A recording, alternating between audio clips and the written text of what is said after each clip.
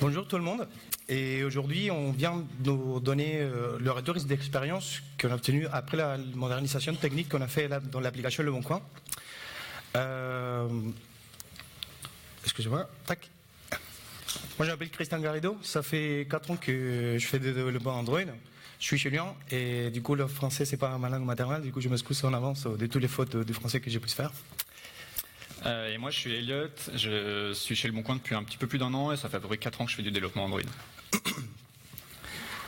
Donc, Le Bon Coin, c'est quoi? C'est le site numéro 1 des marketplaces ici en France. Aujourd'hui, on a environ 1000 employés. L'équipe Android est constituée de 14 personnes. Et l'application, elle a aujourd'hui plus de 17 millions de téléchargements. Et notre code base, il est constitué pour 180 000 lignes de code. On trouve le 55% en Java et le reste en Kotlin. En 2016, on a fait un topo de l'application pour voir dans quel état elle était, où est-ce qu'on l'amenait. Et on a vu qu'en fait, ce topo, il était très majoritairement négatif. On avait de plus en plus de mal à maintenir l'application. On avait des bugs qu'on estimait comme non corrigeables, tellement ils prenaient du temps à investiguer et à corriger. On n'avait pas d'architecture globale. On délivrait des features de plus en plus lentement. On n'avait que 3 activités dans l'application, dont 2 qu'on peut considérer comme des God Activities. On avait des patterns qui étaient plus forcément à jour et qui n'utilisaient pas les technologies modernes. Donc on s'est dit, stop, on va s'arrêter 2 secondes, on va faire un pas en arrière et on va essayer de voir quelles actions est-ce qu'on pourrait prendre pour essayer de moderniser et améliorer notre appli. L'action principale qu'on a prise finalement, c'est de mettre en place des conventions. Donc c'est se mettre d'accord en fait sur quel pattern est-ce qu'on a utilisé, comment est-ce qu'on les implémente, quelle techno est-ce qu'on implémente et pour quelles raisons, quelle architecture on veut mettre en place, quelle est notre stratégie de modularisation. Donc ce talk, ça va être surtout en fait le retour d'expérience, les compromis qu'on a dû faire, les avantages qu'on a tirés, les inconvénients, les technos qu'on a utilisés, tout ce genre de choses.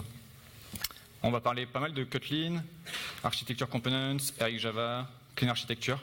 Donc on suppose que vous avez déjà quelques notions là-dedans. Le premier sujet qu'on va aborder, c'est comment est-ce qu'on s'est débarrassé de nos God Activities.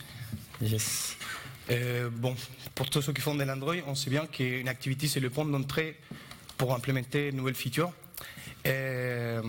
Donc, on trouve que ces composants, à chaque fois qu'on intègre des nouvelles features, elles commencent à grossir et c'est difficile de dire à quel moment on commence à s'arrêter. Du coup, on se trouve qu'une activité gère beaucoup de choses, notamment la partie de la communication avec le métier, les requêtes réseau, l'orchestration des fragments, les deep links, la navigation, entre autres. Du coup, ça peut donner un peu des résultats des activités qui sont bien énormes, avec une tonne d'interface pour gérer tous ces cas d'utilisation et par conséquent aussi toutes les méthodes qui vont avec. Donc, dans notre cas, nos activités faisaient plus de 3000 lignes, les main activities, et pour les splash screens, c'était pas beaucoup mieux non plus. Donc notre première action, ça a été de favoriser la composition plutôt que l'héritage.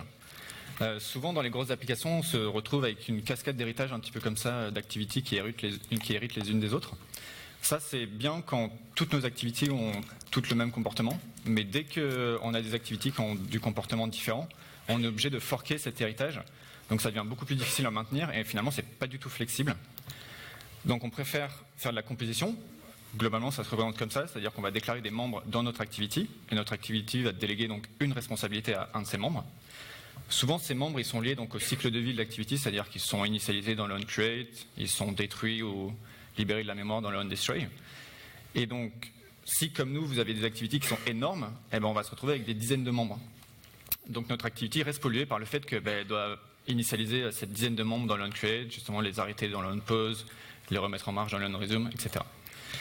Donc pour ça, nous, on utilise la librairie Lifecycle qu'a sorti Google. Cette librairie, en fait, elle permet de lier justement un membre au cycle de vie de l'activity. En fait, ça se résume en une ligne de code. On ajoute ce membre en tant qu'observeur du lifecycle. Et derrière, ça permet en fait que ce membre soit notifié implicitement par un changement dans le cycle de vie. Ici, on voit par exemple que la méthode setup, lorsque l'événement onCreate est appelé, eh bien, cette méthode setup, elle sera appelée implicitement sans qu'on ait besoin de le faire à la main. On peut imaginer plein de cas de délégation. Donc là, on vous a montré par exemple le cas d'un drawer, mais on peut imaginer le cas de navigation, de gestion de permission, de deep link, ce genre de choses. Donc faire de la composition, c'est un des moyens qu'on a trouvé pour justement essayer d'alléger un peu notre God Activities, mais le moyen le plus important, c'est sûrement d'utiliser un pattern de présentation. Yes. Donc nous, on a utilisé le pattern d'MVP. À l'époque, c'était un pattern qui était assez mature. Vu que la communauté elle avait beaucoup déjà travaillé sur cela, il y avait beaucoup de cas d'utilisation qui s'étaient partagés dans la communauté pour voir comment c'était mieux implémenté ou pas. C'était un grand pas déjà pour dégager tout ce qui était la logique métier de notre application, enfin de nos activities, et l'isoler pour pouvoir tester juste la logique métier. Et on a fait une implémentation stateful, c'est-à-dire qu'on gérait aussi les cas de dire on va restaurer l'état précédent lors d'un changement de configuration ou à la mort du procès. Malgré qu'on était content avec le pattern, il y avait encore des choses à faire qui n'étaient pas gérées de base ou c'était très très lourd à gérer. Notamment quand l'application est passée en background, on s'est trouvé avec des requêtes réseau qui s'étaient perdues et du coup le moment qu'on revenait sur l'application, il fallait relancer et le refaire. Et c'était pas top. Donc les configurations change, c'était pareil. Il y avait des requêtes, la rotation qu'on ne pouvait pas perdre, ou du coup il fallait gérer avec du code pas évident à maintenir pour gérer cette logique. Et aussi tout le boilerplate qui implique la définition du contrat pour les différents composants du pattern. Donc une fois que la librairie MVVM et plus live data est sortie, on a switché sur ce pattern. Déjà du fait qu'il y avait la solution, notamment quand l'application est passée en background grâce à Live Data, on peut catcher ça dans le Live Data et notifier une fois que l'activité revient en foreground. Lors d'un changement de configuration pareil, l'MVVM est capable de survivre à ce changement et on peut conserver l'état de nos données dans ce modèle. Et on enlève aussi tout le boilerplate de définition de contrat et aussi pour la gestion des états qu'on avait avant. Malgré tout ça, il y a quand même encore un problème qui c'est la restauration de leur procès parce que dès qu'on recrée notre activité, comme le procès est mort, il faut réinstancier le vieux modèle. Du coup, on n'a pas vraiment de solution à ça, mais récemment, Google a sorti la librairie des vieux modèles CV State qui permet justement de coupler cette problématique. Elle est en état alpha, mais on est allé fouiller et ça nous convient pour pallier cette problématique. Une des conventions qu'on a mis en place lors de l'implémentation du MVVM, c'est de se dire qu'on allait utiliser au maximum les seal classes. Une seal class, si jamais vous ne savez pas trop ce que c'est, ça ressemble à ça. Ça s'apparente vachement à une enum. Donc là, on a une seal class result qui peut avoir 3 valeurs, donc loading, success et failure. Et finalement, cette seal class, c'est elle qui nous sert de contrat entre le viewModel et la view. Donc là, on est côté viewModel, on a déclaré cette seal class, et donc ça indique qu'à travers le live data results, on pourra émettre donc une de ces 3 valeurs. Côté view, donc la view va s'abonner justement à ce live data, et la view donc va recevoir une de ces 3 valeurs, et on peut avoir de manière très sémantique, on peut voir donc comment va réagir la view. On voit que dans le loading, elle va afficher des views donc pour afficher du loading, et pareil pour le success et le failure. Grâce à Kotlin et la combinaison du return et du when, on est obligé de respecter ce contrat dans le sens où si jamais on décide que la view elle ne veut pas gérer le loading, le compilateur va nous empêcher de lancer l'application. On est obligé de gérer tous les cas. Donc on garde cette notion de contrat fort entre le viewModel et la view. Dans la continuité du viewModel, Google recommande vachement d'utiliser le data binding parce que maintenant qu'on a réussi à déléguer beaucoup de nos activités, finalement elles restent très polluées par tous ces setText, setTextColor, setVisibility, beaucoup de boilerplate. Et la promesse du data binding, c'est justement pouvoir se débarrasser de ce code, avoir une balise data dans le XML et de faire le lien entre cette data et les attributs de la view. Donc on a essayé data binding, on s'est dit cool, ça va justement nous permettre de se débarrasser de beaucoup de code. Et en fait, on a rencontré plusieurs problèmes. Le premier, c'est que, et on a beaucoup d'erreurs de compilation qu'on a énormément de mal à investiguer. Parce que les erreurs, elles ne nous redirigent pas forcément tout le temps vers le bon fichier XML ou vers l'attribut en question qui pose problème. Donc on perdait beaucoup de temps à débugger. Le deuxième point, c'est qu'on a eu beaucoup de mal en tant qu'équipe à définir quelle était la responsabilité du data mining. Dans certaines confs, Google indique que, par exemple, si on a une checkbox, lorsqu'elle est checkée, elle va activer un bouton. Tout ça, ça se fait facilement avec du data mining, certes. Mais si jamais on a un formulaire plus complexe avec plein de champs, certains qui sont obligatoires, d'autres qui ne le sont pas, d'autres qui s'affichent en fonction de certaines conditions, et ben ça devient déjà plus compliqué à faire avec du data mining, mais ça s'apparente aussi plus finalement à de la logique métier.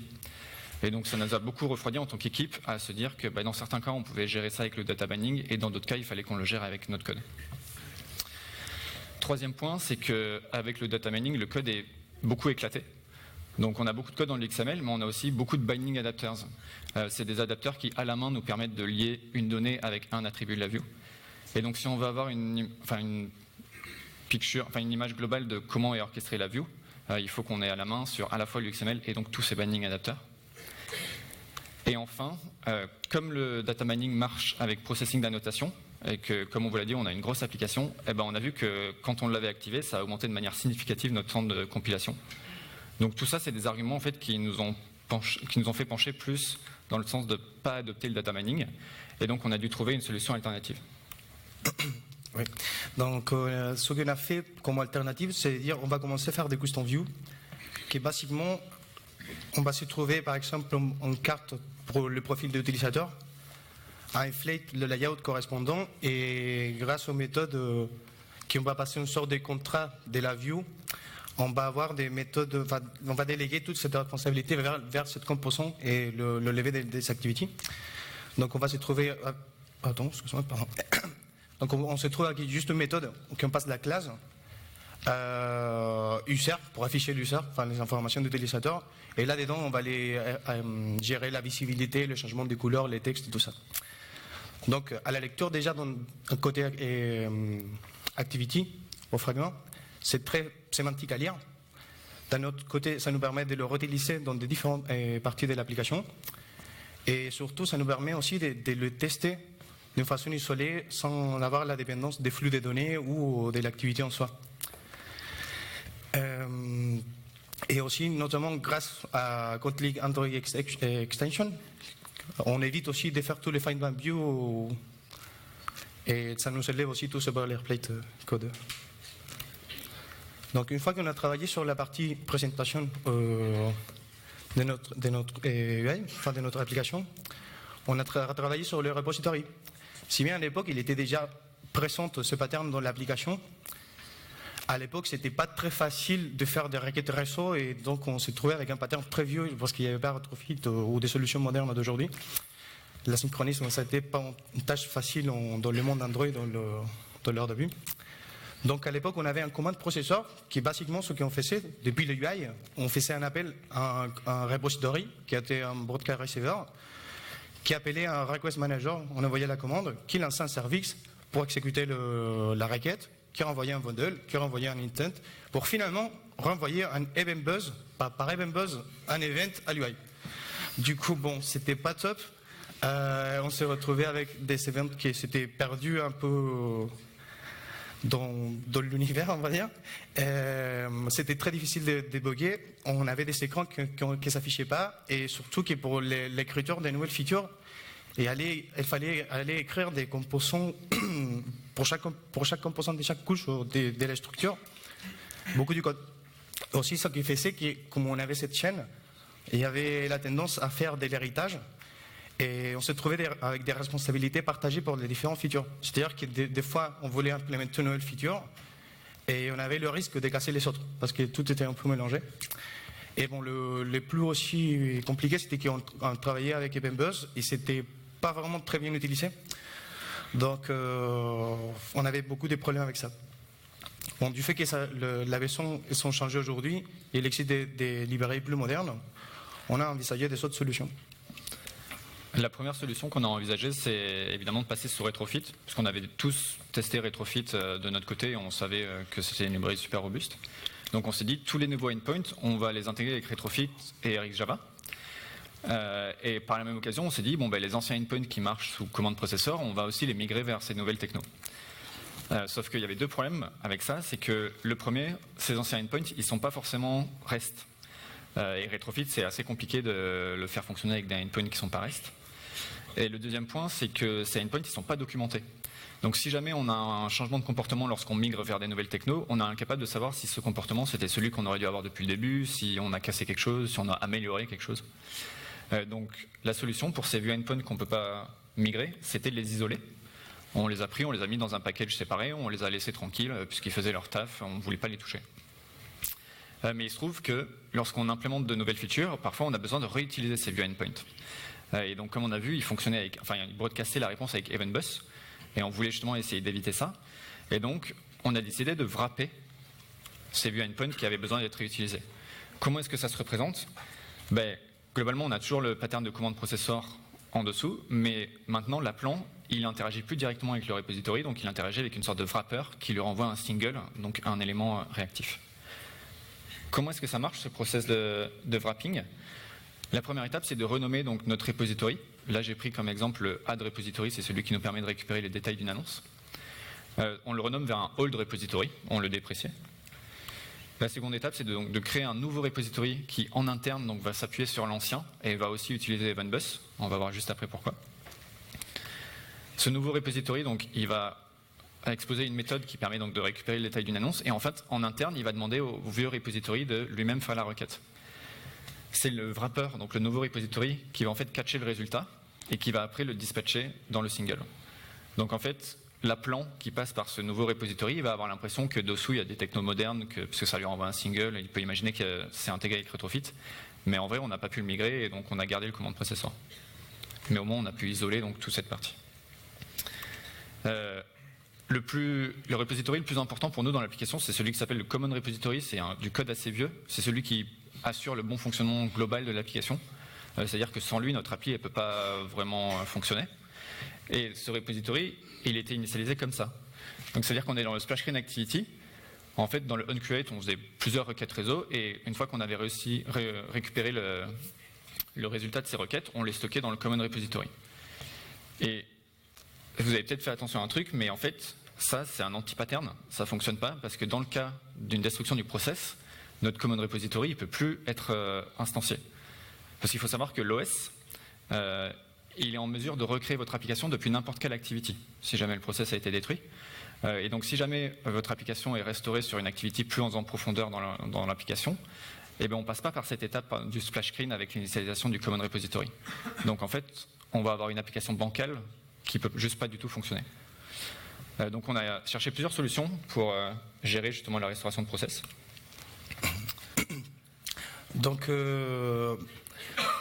pour initialiser cette composante, on s'est dit, bon, c'est pas les splash activity qui va le recréer parce qu'on sait déjà qu'il ne peut pas passer par là. Donc on s'est dit, on va le bouger vers l'app. Mais sauf que là, il faut gérer encore l'asynchronisme pour notifier à nos activités qu'il est prêt pour être exécuté. Et bon, c'est pas top. On a envisagé aussi de dire, ok, et du coup, c'est l'activité qui va initialiser lui-même à chaque fois le repo s'il n'est pas à jour ou on a besoin de ce composant. Mais pareil, il y avait tout le système d'asynchronisme à gérer et du fait qu'il y avait plusieurs requêtes réseau, à chaque fois, c'était très lourd à exécuter cette action et donc on ne pouvait pas trop se permettre cela d'un point de vue utilisateur. Et même le même cas, si c'est lui qui se build tout seul, on a toujours la même problématique. Du coup, de ce fait, on s'est dit, on n'a pas trop le choix, on va relancer l'application, mais le business, il est content parce qu'on lance la pub à chaque lancement, donc bon voilà. Mais ouais. Mais bon, on s'est dit, on va trouver une solution au long terme. Du coup, déjà, on arrête complètement d'utiliser ce pattern. On considère que chaque activité doit être indépendante de n'importe quel parcours et qu'elle peut être lancée indépendamment. On évite les singletons, c'est-à-dire qu'on doit éviter aussi qu'on a des états en mémoire en dépendance aussi des autres interactions avec cet objet. C'est utiliser la persistance aussi de la base de données pour pouvoir récupérer l'état précédent et avoir une copie dans notre application. Et aussi de l'éclater pour toute nouvelle feature qu'on utilise. C'est-à-dire que toute nouvelle feature, l'idée c'est que l'information nécessaire pour la feature, elle vient déjà d'un nouveau endpoint. On a commencé un chantier aussi pour le refaire à zéro. Quelqu'un présent de la salle est prêt. Et c'est une action assez lourde, mais il fallait le faire à un moment donné, quoi. Donc on commence à regarder déjà un peu l'architecture globale de notre projet.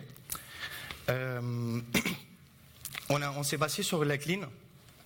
parce que déjà, ça devient un peu le standard du marché. Il y a des principes qui sont assez clairs pour déjà tirer des conclusions et se mettre d'accord comment est-ce qu'on va organiser un projet.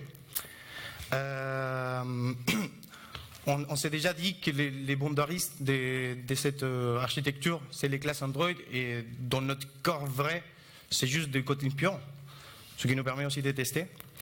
Mais on a une différence que c'est la ligne rouge qui dit, par exemple là, ça va vers c'est pas le domaine qui va définir le repository, c'est le repository qui va définir lui-même pour être implémenté du côté domaine. Ça peut choquer un peu, mais c'est une décision surtout pragmatique du fait que la plupart des repositories étaient déjà présentes dans l'application et que le use case, il doit être capable des fois de récupérer des données pour les mapper de leur côté, et des fois il y a des données qui ne peuvent pas être vraiment cohérentes par rapport à ce qu'on a besoin, et donc il est capable de restaurer une nouvelle. En grosso modo, il fait un peu la responsabilité des repositories de leur côté, notamment le mapping des données pour le renvoyer aux autres couches. Dans la continuité de ce qu'on vous a un peu présenté, donc on a aussi mis en place des conventions donc, pour notre architecture. Il se trouve que pour chaque composant, on a essayé de définir qu'est-ce qu'il pouvait contenir. Le but, c'était surtout pour quand on fait de la relecture de code, savoir que si jamais on voit un composant qui apparaît pas dans cette liste dans une view, on lève un warning et on se demande pourquoi. Par exemple, côté view, on a donc identifié qu'on pourrait avoir des view modèles, qu'on pourrait avoir donc des adapteurs, tout ce qui est animation, tout ce qui est formateur de prix, de date, ce qui est lié au SDK aussi. Cette view, donc, dans la clé architecture, elle interagit avec une sorte de présentateur. Chez nous, c'est un view model. Un view model, donc on a aussi défini ce qu'il pouvait contenir. On voit qu'il peut utiliser des use cases, il peut contenir des live data, des disposables. C'est lui qui fait tout ce qui est tracking, et donc il possède aussi des modèles et des mappers. On peut remarquer que côté view model, donc on a à la fois des disposables qui appartiennent au monde RX, mais aussi des live data. Donc on peut se demander rapidement comment est-ce qu'on passe de l'un à l'autre. On a un petit exemple ici. Si on reprend une style class, donc encore un résultat qui est soit success, soit failure. Voilà comment elle est dispatchée. C'est-à-dire que notre view model, lui, donc, il va s'abonner au use case. Il va recevoir soit un événement success dans le on-success, soit un événement de failure dans le on-failure à travers RX. Et donc, il suffit juste, en quelque sorte, de mapper ce success dans le live data grâce à un post-value success. Et même chose pour la failure. Un petit détail important ici, c'est qu'on peut remarquer qu'on dispatche directement le modèle domaine qui nous est renvoyé par le use case jusqu'à la view. Parce que ce post-value, en fait, il est récupéré par la view. Et parce qu'une des conventions qu'on a mis en place, c'est justement de se dire qu'on s'autorise à utiliser le modèle domaine en tant que modèle UI. Dans la clean architecture, il recommande d'avoir un modèle par couche et donc de faire du mapping à chaque fois. Nous, on a remarqué que dans la majorité des cas, côté UI, on pouvait très bien se satisfaire du modèle domaine. Et que ça rajoutait plus de boilerplate et ça rajoutait plus un côté fastidieux finalement à essayer de respecter la clean à 100% que de l'appliquer comme on le fait nous. Ça permet toujours de tester et de s'assurer que tout fonctionne. Donc on n'avait aucun problème avec ça. Et enfin, si on continue l'architecture, on a vu que donc, notre view model il allait interagir avec la couche domaine. La couche domaine, elle est constituée de use cases, de modèles, et ces use cases donc, ils peuvent contenir des repositories, des mappers. Et même chose dans la continuité, donc on a défini ce que pouvait contenir le repository. Donc il expose surtout des interfaces et donc des modèles data. Et dessous, il est implémenté soit en remote avec donc retrofit, des clients HTTP, des requests, des responses, soit en local avec chez nous une database room, donc des entities ou des shared préférences. Ouais. Une fois qu'on s'est mis un peu d'accord de qu'est-ce qu'on fait avec la clean, on va dire. On est parti quand même d'une structure des packages en soi du projet qui était comme ça. Enfin, en grosso modo, on avait des packages qui contenaient tous nos activities, de sorte paquets pour mettre tous nos adapteurs, toutes nos exceptions, tous nos fragments, etc. Du coup, pour chaque nouvelle feature, il fallait rentrer au fond du package pour aller à l'autre fond du package pour aller faire une motif ou une nouvelle feature dans des différents composants. Le problème avec cette organisation, c'est qu'on invite à généraliser beaucoup nos composants. C'est-à-dire qu'une activité, elle va partager la notion des différentes features.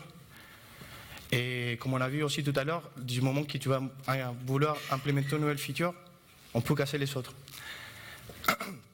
Les plus difficiles Attends, excusez-moi.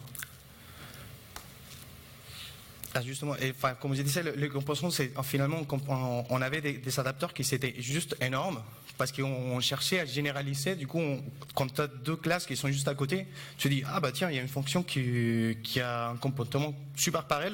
Je vais faire une classe abstraite juste pour avoir ce code en commun et pouvoir l'hériter. Il y avait une classe plus propre et plus petite de l'autre côté.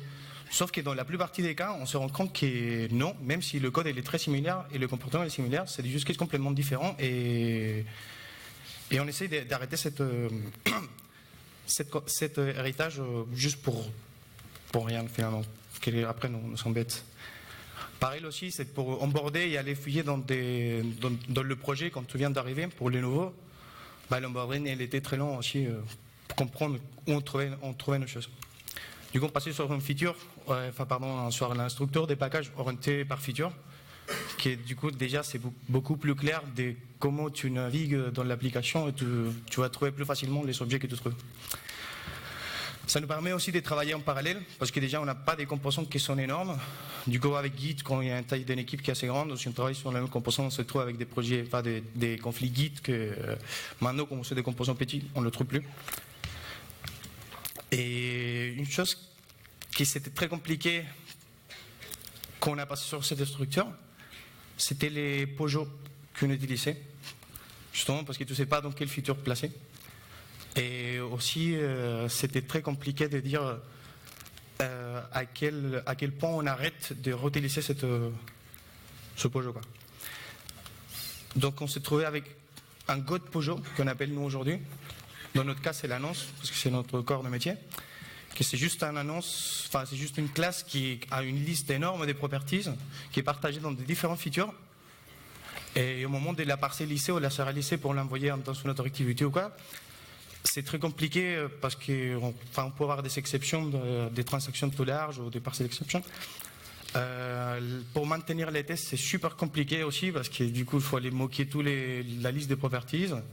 Et le plus aberrant, c'est qu'on s'est retrouvé avec la logique métier aussi dedans, cette POJO. Donc pour essayer d'éviter d'utiliser ce God POJO, on a amené ce qu'on appelle nous le principe de Good POJO. Un Good POJO, qu'est-ce que c'est? C'est un POJO qui a une liste limitée de propriétés. C'est des propriétés donc, qui sont immutables. Donc ça le rend thread safe, mais ça aussi évite beaucoup qu'on y mette de la logique métier. Et surtout, un Good POJO, c'est un POJO qui est scopé à sa feature. Comme on disait chez Le Bon Coin, nous, notre cœur de métier, c'est l'annonce. On a décidé donc d'avoir des POJO différents, d'annonces différents pour chaque feature en fait. Par exemple, pour le listing, on a un POJO qui est dédié au listing. Pour le détail d'une annonce, on a un POJO qui est complètement différent, qui est dédié donc à cette feature-là. Et ça évite justement d'avoir un POJO commun global. Comment est-ce qu'on passe justement d'un God POJO à un Good POJO? Si on reprend le schéma qu'on avait tout à l'heure, donc notre feature, avant, elle dépendait directement du God POJO. La première étape, ça a été de briser donc ce lien et de créer donc le POJO dédié à notre feature, donc qui normalement est bien plus aminci. Et enfin, on a créé donc des sortes de mappeurs en fait, qui permettent non pas d'utiliser directement le God POJO, mais donc en fait ces mappeurs ils prennent un God POJO en entrée et ils sortent donc un POJO de la feature. Et donc ça isole vraiment totalement la feature. Et ça fait, si on rebondit sur ce qu'on disait tout à l'heure par rapport au test, si jamais je change le POJO d'une feature A, les tests de ma feature B ils ne seront pas du tout impactés parce que ma feature B, elle utilise aussi son POJO. Donc là, on vient de vous parler de pas mal de choses. On vous a parlé de comment est-ce qu'on s'est débarrassé de nos God Activities, comment est-ce qu'on a essayé de mettre en place une architecture. On a vite fait évoqué donc comment est-ce qu'on a un petit peu modularisé, quelle technologie est-ce qu'on a intégré. Tout ça, aujourd'hui, ça a des bénéfices énormes. On estime qu'on peut shipper des features 2 fois plus vite. Au quotidien, on est beaucoup plus heureux puisqu'on utilise des technos modernes, qu'on peut se faire plaisir dans notre code, mais surtout parce que notre temps de compilation, il a diminué quasiment par 2, en grande partie grâce à la modularisation. On est passé d'un monolithe gigantesque à aujourd'hui quasiment 30 modules. Et un point important, c'est qu'on est aussi beaucoup plus confiant dans ce qu'on livre. En grande partie, parce qu'en fait, on peut tester maintenant. Oui. Enfin, quand on s'est dit, au moment de passer à la clé architecture, c'est aussi parce qu'on a des petits plus composants. Enfin, comme on disait tout à l'heure aussi, le fait de décomposer notre activity dans des petits trucs, ça nous a facilité la tâche d'aller tester. Genre le Go machin là, c'est compliqué de juste aller moquer toute l'application pour faire un petit test. Donc là maintenant, on peut s'assurer que si on trouve un bug, on l'isole et on teste ces petits composants. Les principes solides, ça aide beaucoup aussi à avoir la responsabilité, à revoir les habitudes de code et faire des features un peu plus conventionnées avec les autres gens de l'équipe. On a augmenté beaucoup le crash free de l'application, aussi, ça c'est important. Et ça nous a appris aussi que le test, à fin du compte, ça sert comme la documentation du projet. Enfin, tous les composants qu'on s'est trouvés du legacy, on ne pouvait pas le modifier du fait qu'on ne sait pas qu'est-ce que ça fait vraiment. C'est juste énorme et du coup, on n'ose pas vraiment le modifier. Et du coup, aujourd'hui, on s'est dit, on ne teste pas forcément tout. Ça aurait été méchant de dire le contraire. Mais au moins, les parties clés, on va aller les tester pour se mettre d'accord et de laisser le contrat de qu'est-ce que ça doit vraiment faire, quoi. Il y a beaucoup de sujets à aborder aussi encore dans l'équipe et dans le projet, notamment la modélisation. Genre continuer à éclater ce monolithe énorme parce que c'est juste trop grand et c'est difficile de mettre de nouvelles features dedans, sans compter les temps de compilation aussi. Il y a un travail aussi à faire côté de la migration de Go de Pojo. Parce que comme c'est un objet qui traverse à toute l'application, il y a toutes les vieilles features qui l'utilisent. Du coup, on travaille pour les nouvelles features, mais aussi il y a un travail à faire sur tout ce qui est legacy. Il y a un travail aussi à faire dans la partie des restaurations de procès avec le vue modèle. La librairie est assez récente, on n'a pas vraiment résolu ce problème en entier. Et aussi tout ce qui est les structures de modularisation, les dépendances.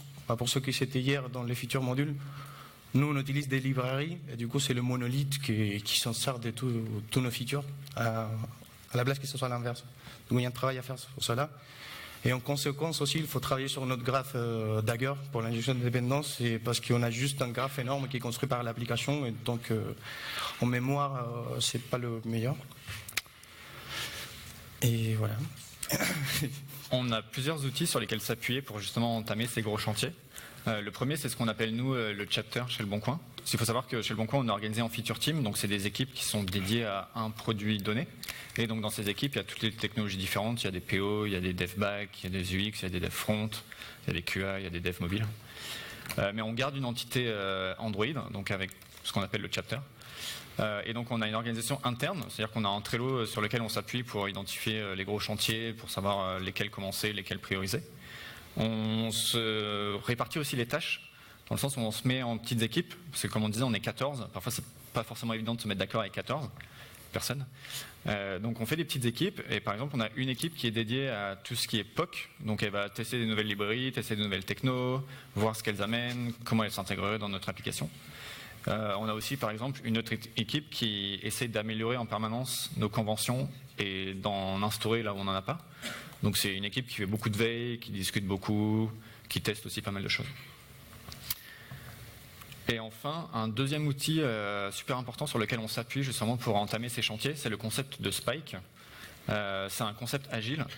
En fait, l'idée d'un Spike, c'est pas de fournir un travail qui va être productif, mais de fournir un travail qui va nous permettre de mieux préparer finalement notre travail d'après. Un bon exemple qu'on peut vous donner, c'est lorsqu'on essaie justement d'extraire une feature du monolithe. L'idée d'un Spike, ce serait de bêtement essayer d'extraire cette feature, c'est-à-dire prendre les fichiers et les déplacer dans un nouveau module, jusqu'à ce qu'on identifie des fichiers clés en fait, qui sont utilisés à la fois par le monolithe et la feature. Donc en fait, c'est une dépendance directe vers le monolithe. Donc là, on a terminé notre Spike, on met tout ce boulot de côté. Et maintenant qu'on a identifié ces dépendances, la prochaine fois qu'on s'attaque à justement l'extraction de cette feature, on va plutôt commencer directement par essayer de briser les dépendances qu'on avait identifiées la première fois. Et une fois que ça c'est fait, on peut extraire notre feature de manière super fluide. Donc on arrive un peu à la fin de la présentation. Là, on laisse une liste des links qu'on a utilisés pour faire la présentation. Mais aussi, on laisse le message de que, vraiment, nous, la clean, on ne la respecte pas complètement. On prend les features, on en prend des livres pour les utiliser, mais surtout, il y a beaucoup de la réflexion de notre côté avant de l'implémentation de ces technologies ou de la théorie dans notre projet. Donc je vous invite aussi notamment à essayer le concept par Elliott, du fait que des fois c'est mieux de perdre de travail que juste aller faire des choses qui sont incomplètes et le laisser comme ça dans le projet. Donc je vous remercie pour nous avoir venus voir. Merci beaucoup.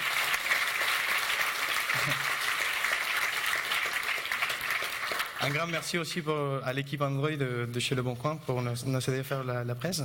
Et on recrute. Si vous êtes intéressé, passez voir les stands. On a un stand, donc n'hésitez pas à venir aborder, que ce soit des sujets qu'on a abordés ici ou d'autres sujets, ou tout genre de questions. On est dispo. Si vous avez des questions.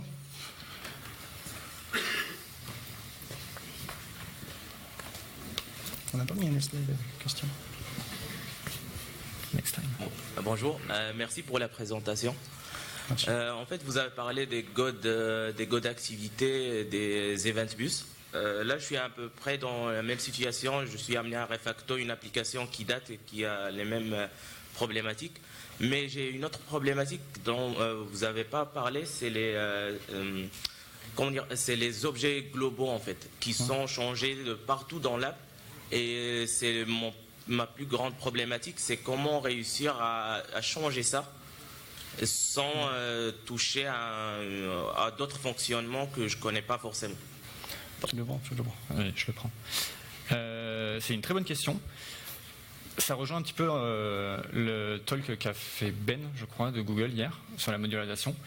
C'est-à-dire que nous, on ne s'est pas débarrassé entièrement de notre God Pojo, dans le sens où on ne l'a pas mis à la poubelle. Il existe toujours dans l'application, mais on s'oblige à ne pas l'utiliser directement. Je ne sais pas si tu te rappelles, à un moment, on avait une slide avec un mapper. En fait, dans chaque feature, on se dit, cette feature, elle est nouvelle, on ne veut pas la polluer avec l'ancien code, donc elle va définir son nouveau Pojo. Et il y aura donc cette bridge, entre guillemets, qui va faire la transition. Mais du coup, c'est comme ça qu'on s'assure que notre feature, elle reste clean. Ce Pojo, on n'a pas forcément pour vocation à le détruire. C'est-à-dire que cette donnée, il faut qu'elle existe quelque part. Ce mapper, il a besoin d'être alimenté de quelque part. Et donc, nous, ce Pojo, actuellement, il est dans un module core, donc qui est transverse à toutes les features. Mais ce qui est important, voilà, c'est ça, c'est qu'il n'est jamais utilisé directement. Oui. Un autre stratégie si on considère d'implémenter, c'est que la donnée en soi, tu ne sais pas vraiment dans quelle couche la mettre. Parce que tu dis, OK, je la mets dans mon use case. Enfin, ça pourrait paraître logique. Mais aussi, tu peux dire que ça va être réduit dans la couche persistance. Et tu te balader juste avec l'ID pour récupérer juste ta feature Pojo. Donc ça peut être aussi une autre solution. Oui. Je ne sais pas si ça répond à la question. Pas encore des trucs. Enfin, après, si tu veux passer à les stands, on peut continuer à discuter. Et on recrute. Bonjour.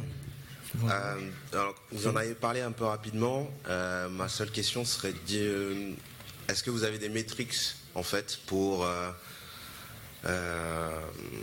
un peu calculer toute la partie migration qui se fait. Vous avez un peu parlé du fait que vous buildez plus rapidement, mais du coup, est-ce que vous avez des outils, des métriques pour ça, quoi, KPI ou autre? On n'a pas vraiment d'outils uniquement pour ça. Les métriques qu'on essaie de suivre, c'est celle un peu qu'on a donnée, c'est notre nombre de tests. Il a été multiplié quasiment par 10 depuis qu'on a une meilleure architecture. Notre temps de compilation, donc comme on disait, il a vachement réduit. Le crash free aussi. Et une métrique importante qu'on n'a peut-être pas forcément mentionnée, en fait, c'est le temps qu'on met à identifier et à corriger un bug. Avant, un bug, avec EventBus, la source, elle pouvait être un peu partout et nulle part. Donc on mettait énormément de temps à l'identifier. Maintenant, on a toujours une idée précise de dans quel composant est-ce que le bug est, et du coup, on arrive à l'identifier et à le corriger souvent bien plus rapidement. Ouais. On n'a pas vraiment un outil, c'est le feeling. Déjà, t'es plus content, quoi. Ouais.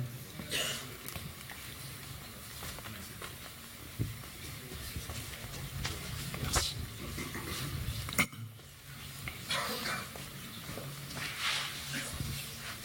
Bonjour. Je voulais savoir combien de temps ça vous avait pris et aussi comment vous l'avez défendu et vendu au PO parce que c'est pas toujours facile pour une boîte d'investir même si c'est nécessaire, mais qu'ils comprennent voilà, que c'est pourquoi on fait ça. Précisément dans une partie de l'application ou de la migration en général Peut-être tu peux répondre mieux à cette question. C'est pas un truc qui a un point de départ et un point d'arrivée. On est toujours dans ce process de migration. Et même si aujourd'hui on a déterminé beaucoup de conventions, ces conventions on les fait évoluer. Donc même si on se dit qu'on peut arriver à un point d'arrivée, on va continuer à faire évoluer nos conventions et donc on va continuer à repousser la ligne d'arrivée. Comment on le vend? Comme on disait, on a le concept de chapter chez nous qui en fait nous assure qu'on ait du temps toutes les semaines alloué à bosser sur des sujets tech.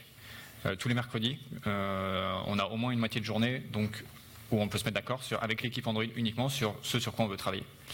C'est quelque chose qui est dans la culture de la boîte. Le Bon Coin se veut comme une boîte très tech, donc ils essayent de donner ce genre d'avantages aux devs. Après, quand on établit nos roadmaps, on essaye de s'assurer de pouvoir prendre des sujets tech aussi, au même titre que des sujets produits. Donc des fois, on a des sprints alloués à des refontes. C'est quelque chose qui est déjà très ancré dans la culture de la boîte. C'est vrai qu'on n'a pas forcément trop besoin de le défendre tous les jours. Oui. Après, le fait qu'on ait division dans des feature teams aussi, ça fait qu'il y a des refontes un peu par-ci par-là. Il y a aussi une team core qui a le temps alloué en entier pour travailler sur ces sujets.